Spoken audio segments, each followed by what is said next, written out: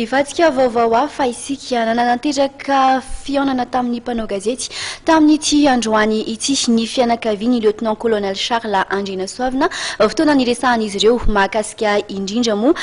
n'ity havan'izy ireo ity ary nanamafy ny amin'ny fangatahana ny famotsoran-keloka an'ity manamboninaitra ity ny fianakaviany izay fangatahana efa natao hatry ela moa nefa tsy mbola azo ny lieutenant colonel Charles hatramin'izao fotoana izao ankoatran'izay ihany koa moa dia niresaka ny fianakaviany fa mikasa ny iverina ody eto an-tanindrazana ny lieutenant colonel Charles Andrianasoavina arahantsika ny anjinjiny-baovao entiny vola ravoavy.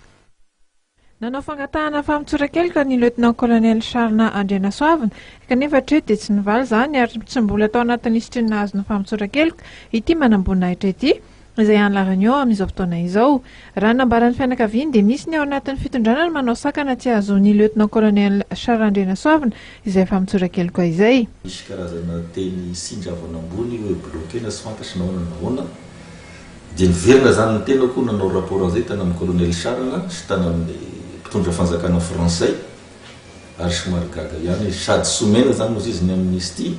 sisy ny prise en charge. Anisan'ny Mitaraina ny fianakaviana ihany koa ny momba ny nanapahany fanjakana ny fandraisana an-tanàna azy. Raha ny fanazavana dia nanomboka ny 7 novambra lasa teo no tsy nandray fanampiana avy amin'ny fitondrana malagasy fa dia miantena amin'ny fitsaboana azy ity manamboninaitra ity. Rehefa tonga tany amin'ny sadek dia nomeko anazy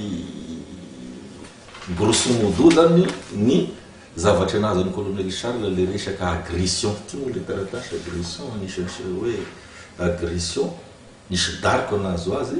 avaizany io fa io dariko raha tena fatarina le dariko dia avy mpitondra fanjakana hatramin'izao moa zany dia sisy ny prise en charge nomen'ny nandeha tany amin'ny sadeky sisy réaction natao amin'ny sadeky koa mijery fosiny izy